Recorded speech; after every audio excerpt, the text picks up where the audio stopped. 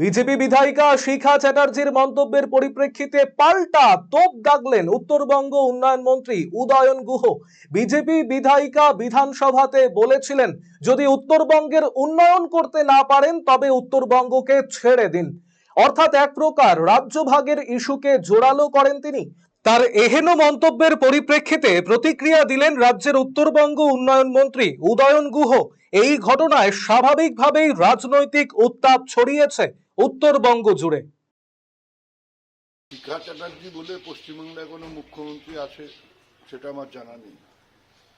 একজন মন্ত্রী মন্ত্রিসভায় থাকবে কি থাকবে না, সে কেমন কাজ করছে না কাজ করছে সেটা বিচার করবার দায়িত্ব যদি কারো থাকে তিনি হচ্ছেন পশ্চিমবাংলার মুখ্যমন্ত্রী।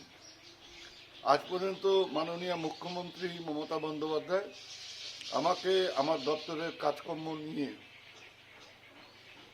কোনো সমালোচনা করে বা আমার কাজের খারাপ হচ্ছে বা কাজ ঠিকমতো হচ্ছে না এই ধরনের কোনো কথা কোনো সময় বলেননি।